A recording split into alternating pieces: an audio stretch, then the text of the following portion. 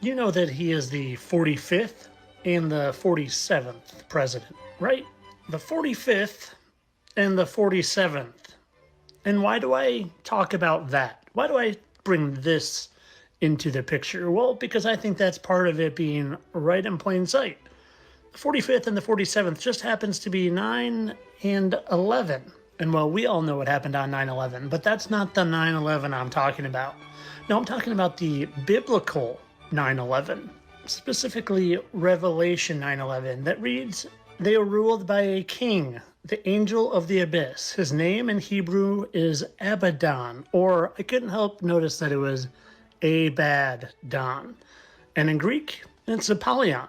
So the guy that just happens to be the 45th and the 47th president, which adds to 9/11, who likes to refer to himself as a king.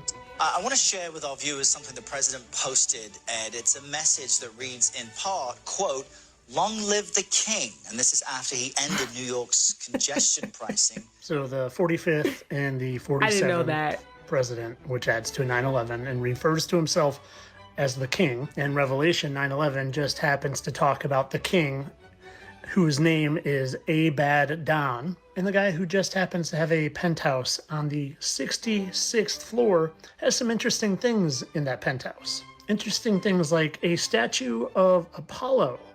You see, Trump sees himself in the mold of Apollo, Zeus's son, and one of the most powerful of all the gods. So the guy who is the 45th and the 47th president, which adds to 9/11. 9/11, which talks about Abaddon and Apollyon, and he just happens to have a statue of Apollo in his 66th floor penthouse.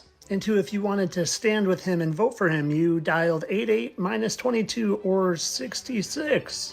And we're a few short verses after Revelation 9/11 comes Revelation 13, where it talks about the allegiance of the oppressive system and the mark of the beast, and it being the number 666. And just a few short verses later in Revelation, we get to, "He laid hold the dragon, that old serpent, which is the devil and Satan, and bound him for 1,000 years. That old serpent, which is the devil, kind of reminds me of that serpent in the Garden of Eden. You know, the one that offered Eve the forbidden fruit that is often depicted as an apple. You know, the one that he's depicted with on his first ever book. When speaking of Apple, I couldn't help but put the two and two together. The first Apple computer was sold for $666.66. Why would you do There's that? more from this. We talked about the serpent, which is the devil, and the apple. But what about that? The dragon.